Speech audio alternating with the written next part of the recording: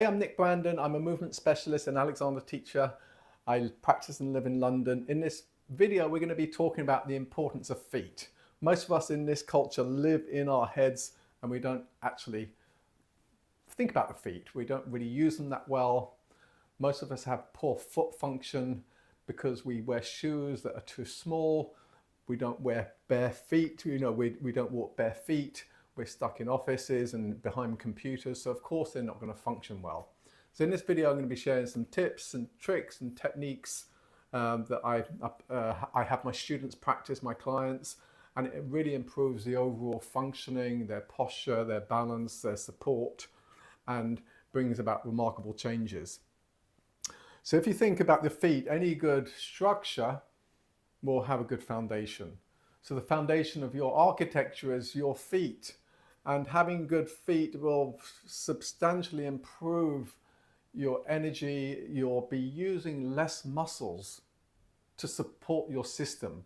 Because when the feet are really grounded, this structure is inherently unstable. It goes off balance so easily. But when you have really good grounded feet, that means the muscles have to do less work to support the skeletal structure to have you moving efficiently and easily. So one of the most important things is really starting to become aware of the feet. We can't change anything unless we're aware. I'm just going to show you an image of a pressure plate that podiatrists use to just get a really good visual image of how much contact the average person's feet are making. And the average person's feet, when they put their feet on these pressure plates, and it gives you a visual, they give the podiatrist a visual feedback. Most people's toes aren't even touching the ground. And in my practice, when I watch people moving, going from sitting to standing, from standing to sitting into squats, their feet are always coming off the ground, particularly the toes. So the toes come off the ground and they're not absorbing that contact. So what we're going to be doing is showing you tips and tricks and techniques of how we can rewild, reawaken, and have much more intelligence in our feet. And then you're going to feel more grounded. The feet are always present. When I think about being grounded, I just come into my feet and I feel grounded. I feel supported and connected to the earth. I'm absorbing the support, the strong force and the energy from the earth, which comes up through the system. So I've got a force going down into the feet, the weight of my body dropping down through the system into the feet. Then I've got the strong force of the earth coming up into the feet to awaken the plantar reflexes. That awakens the postural support system, the involuntary one. We've got a voluntary one where we can sort of do our posture, we're holding ourselves up. But when we're working with a gravitational field, we're working with the body's balance and support, then we can really harness that inbuilt clever, intelligent system so we can move much more effortlessly and easily. And I'm also going to show you some of the shoes I wear. Some of the shoes I wear, these are Vivo Barefoot. They're hugely popular. I had a client recently, their son had scoliosis, fallen arches, and this really improved the functioning of the feet. And we're going to be talking about fallen arches. Another shoe I wear is Birkenstocks. If you look at these Birkenstocks, these are my summer shoes. I wear them all summer. I try and be barefoot wherever and whenever possible. So always taking off my shoes at home. I love walking bare feet in the garden. So really try and think about using shoes that actually fit the feet. So let's get straight onto the feet. And I'm going to be going through a number of things we can do to awaken the feet and have much more support and balance. So if you look at the first image, you're going to see that there's very little contact that the toes are making on this image, this pressure plate, which is feeding back the image of how much pressure the foot is making on that pressure plate. And you can see on the left foot, there's hardly any toe contact. And on the right foot, you can just about see two toes. The big toe isn't touching. You can see on the left foot, there's a little bit more weight. There's more weight on the heel than on the right side. So there's not an even distribution of weight, which is quite common. But the most important thing that it's highlighting is there's actually no contact with the toes, very little, a little bit on the right foot. Whereas if you see the second image, you can see on the left foot, or sorry, on the right foot, there's all the toes are making contact, particularly the big toe. You can see that little red highlighted spot on the big toe on the right foot. There's a really, really good contact. And on the heels, there's quite good even distribution. And you can see on the balls of the foot, there's really good contact. If you look on the left side, there's not so much good contact. You can see the big toe, that's really, really good, because the big toe and the heel, that's where you get the most structural support and strength of the foot. The little toes are the stabilizers. They give about 20%. They account for about 20% of your balance. So when you've got really good toe contact, you're going to have much more stability, balance, and support, and the muscles will have to do less work to keep you upright and aligned and balanced. So you'll be using the body much more efficiently and economically. I thought I'd share this video of the Maasai warriors. They're one of the most remarkable examples I can think of when you're thinking of unlocking the power of your feet. When you watch them, they've got this extraordinary springy recoil where they can gain this amazing height. So there's an immense sense of like this force going down into the feet. And just remember, it's important to remember that there's 26 bones in the feet. There's over 100 muscles, ligaments, and tendons. There's thousands of nerve endings and 33 joints. It's one of the most complex structures in the body. And often, so it's easy for things to go wrong.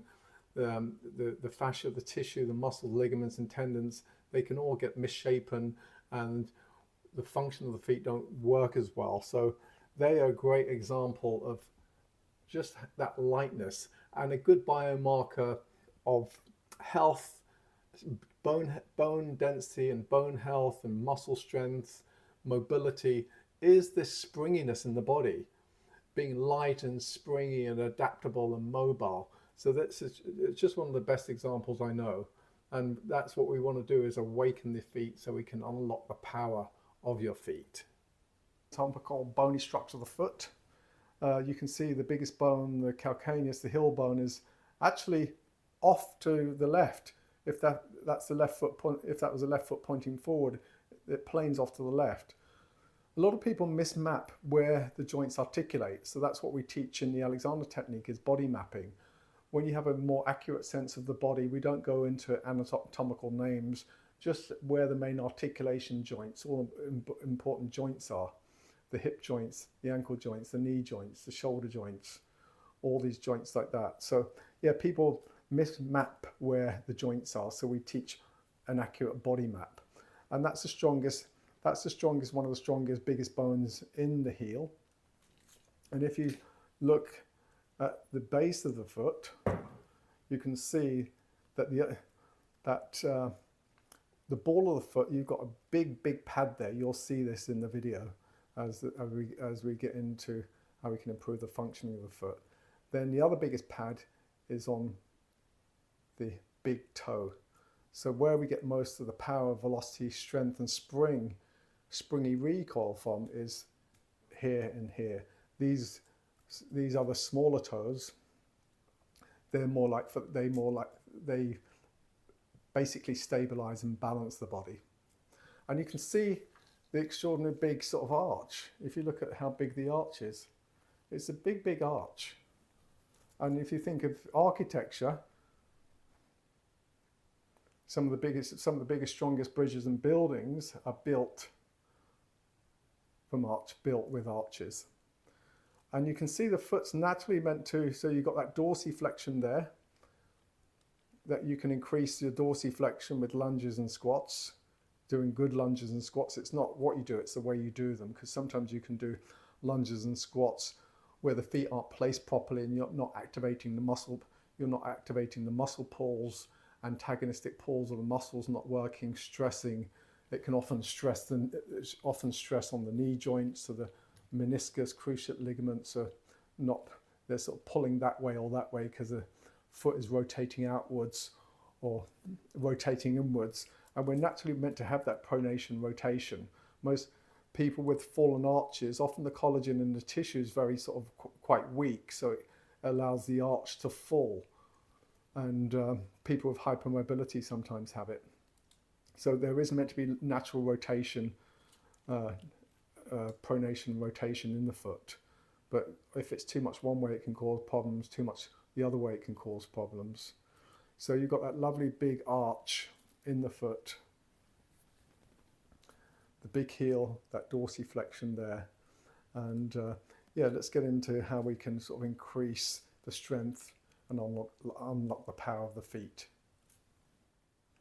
So if you look at my feet, one of the most important things is really having a good spread in the toes. So you can see that I can spread my toes and really get the little toe to open, and I can get that big toe to open as well. The main strength for the foot comes from the calcaneus, the heel, and the pad of the big toe. And if you look at my feet, if I show you my feet here, you can see that that is where the real strength comes from. It's here. You can see the pad of my feet. You can see here and here, that's where the real strength comes from. And right in the calcaneus here, right in the heel here. So how do we awaken the feet? We want to start playing with the feet. So a good thing to do is press the big toes down and lift up the smaller toes. Then you can press the small toes down and lift up. And I'm not so good at that, so I often have to just press my small toes down and lift up the big ones. So you can see I'm lifting up the big ones and spreading the smaller ones, lifting them up and down. Another good thing to do is just just crunching the feet. So you're just flexing the feet. You're flexing the feet. A good thing you can do to really awaken the feet also is to get a little ball. So you can see that if a tennis ball is often a good one, just massaging the foot and with the foot up and down and just rolling your foot on a ball so you can see that it's open. You can work into the arch of the foot and just massage the feet. And you can see I can almost pick up that ball. It's not quite easy enough to pick it. But if you get a smaller ball, you can often just pick up. You can see if you can pick that ball up with your feet like that. There's another one here. That one I might be able to do that one there. Is just pick up that ball with my foot. I can drop it back on the floor and pick it up like that, and do that with both. You can do that with both feet. So you can see I'm spreading the feet like that. I'm getting the toes to pick up the ball like that, then can drop it back down. Another good little trick as well is to get a towel, and you're just getting the towel, getting the edge of the towel, and you should be able to pick up the edge of the towel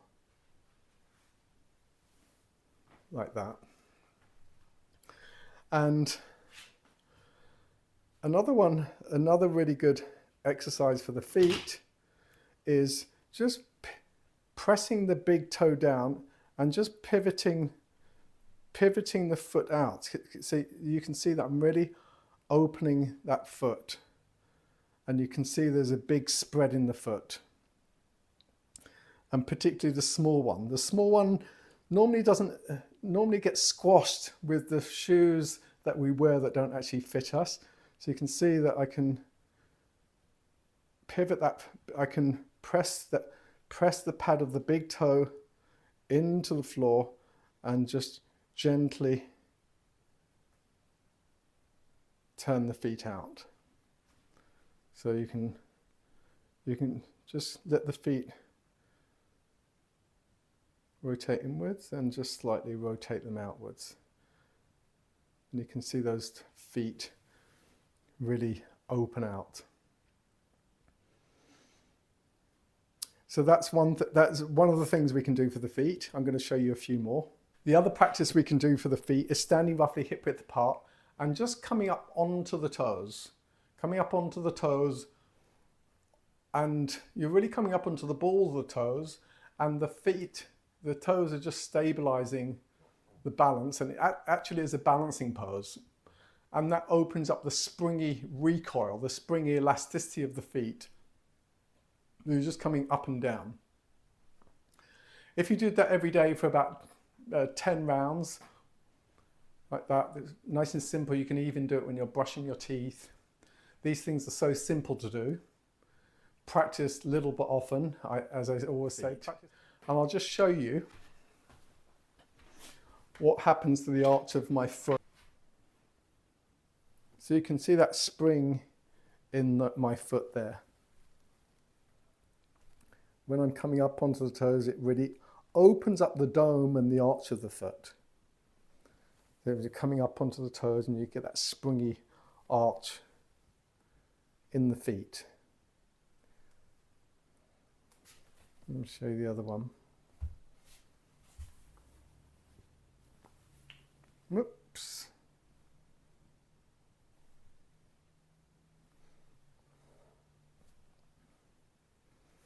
So the way we want to come up onto the toes is be careful not to thrust the hips forward. When you're coming up onto the toes, if you thrust the hips forward, you get an anterior tilt of the pelvis and you don't activate the muscle pulls, all the spiral muscle, all the antagonistic spiral muscle pulls in the body. They're not activated as evenly and as dynamically as if you're just coming straight up. So be careful when you're doing that, you're not thrusting the hips forward. You're almost coming straight up. It's like a hook pulling you from the crown of the head, going straight up on top of the tip of the toe, on top of the balls of the feet. The other one is getting some spring. I often think of the Maasai warriors. When they're doing this, it really activates the springy arches of the feet. So you're just doing little bouncing, and you're bouncing, and you can start off really slowly. So you're just coming off the heels like we did in the first we did just now, which is coming off the toes, but then you can just get a little springy recoil. So you're getting that spring and you're just bouncing on the balls of the feet and the toes, and you're activating this springy recoil of the body. And just let the arms just hang down. Don't let the arms flop around. Keep the head nicely balanced. And as you get better, you can jump even higher. That's a really good one for the feet. Another one is naturally rewilding the feet. So this is, I'll show you sitting down. So I'm going to bring my foot up and I'm going to place a finger in between each toe. And you can get these foot spreaders. I think they use them in yoga. So you can get them, you just tilt.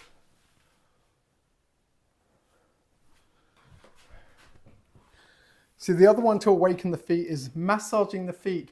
Massaging the feet, sending the feet some love. Really thanking the feet for everything they do for you. They're the sort of back end of everything we do. And often we ignore the feet, so just massaging the feet, then placing this little finger in between the little toe and the second one, and the third one, the fourth one, and you can see that I'm really spreading the toe. So each finger is in between each toe, and what I can do is use my hand to massage the foot clockwise and anti-clockwise. So I'm just using my hand to turn the foot and really spreading the toes. And if you have a look at my feet, I can show you there. I'm really spreading the toes. And then what you can do then is you can use the foot to turn the hand.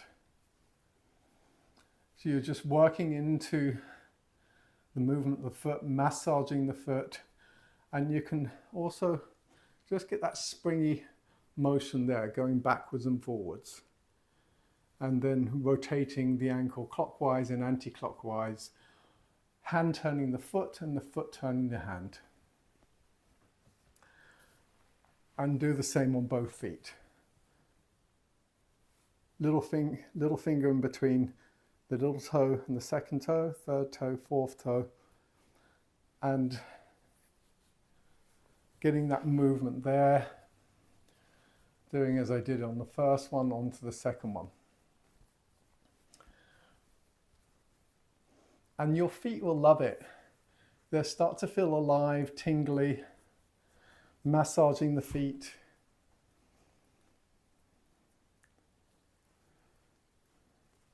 And there's so many different foot problems that people can have. They can have bunions and corns and plantar fasciata and all sorts of all sorts of feet problems. And there's so many muscles and tendons and nerve endings, so you're really stimulating the foot. So that's the massaging of the foot. So in summary, there's lots of ways that we can activate the healthy functioning of the feet and reawaken the feet, get the feet to take the support from the ground, get all the toes spreading so it activates the plantar reflexes and gives that structural integrity and support up through the system that awakens that natural inbuilt system. So yeah, those very simple exercise coming up onto the toes, the little bouncing, the massaging of the feet, the spreading of the toes, the placing the ball underneath the foot so you can massage the foot, and also trying to pick up things with the feet that creates foot dexterity, foot intelligence, and then you're going to find you're really grounded. The body's always present, the feet are always present. We want to be more present to our feet. We want to come into the feet and start feeling our connection with the earth and absorbing the support and energy from the earth to help awaken the plantar reflexes, to stimulate the postural support system, that natural, intelligent, innate system that knows very well, it knows how to take us up against gravity. So we can sort of move more effortlessly, and we can sort of be gliding and moving in accordance with the body's natural design. All these are primal natural movements, and what gets in the way is poor functioning, poor use, injuries, all these things that we can, if with a little bit of practice, we can get the overall functioning of the body working much more smoothly. When you're walking, make sure your feet are going straight out in front. The whole foot is rolling. You can feel the heel come off the ground. You can feel that arch. You can feel the toes. You can feel the inside ridges and the outside ridges. When you're standing, have a sense of the weight spreading evenly between the heels, the inside ridges, the outside ridges, spreading throughout the toes. And if you were to go and see a podiatrist, what they would do would often put you on a plate that would read the pressure of the feet, of the weight, where the weight was falling into the feet. And what happens in most cases is the toes don't actually come up. There isn't enough contact for the toes to leave an impression on that contact plate. And absorbing that support, you can absorb much more shock through the body. You're going to strengthen the feet, and it's going to improve your overall posture, your overall balance, coordination, activating all the antagonistic muscle pulls in the body, and it'll prevent back pain, it'll prevent musculoskeletal problems, knee problems. And you can see that if I don't activate the feet, what happens is my arches tend to fall in a bit. And what happens is the knees pull inwards. When I activate the feet, I get a sort of lift all the way up through the system. And that's just by having these really awake feet. So the feet are fundamental, they're important. Start being in the feet, start thinking of the feet, noticing how other people walk. Often people are walking with their feet slightly rotated outwards. We want a more uniform look where we've got a nice open gait and the feet are tracking straight out in front. And the heels, we've got that heel coming off the ground and rolling onto the ball of the feet, activating the toes. And there is actually a little spiral movement in the foot. When you're walking really well, the whole foot spirals and it awakens those spiral muscles in the body all the way up through the system, and you feel like you can walk more effortlessly, lightly and easily. So I hope that's been helpful, and thank you for watching.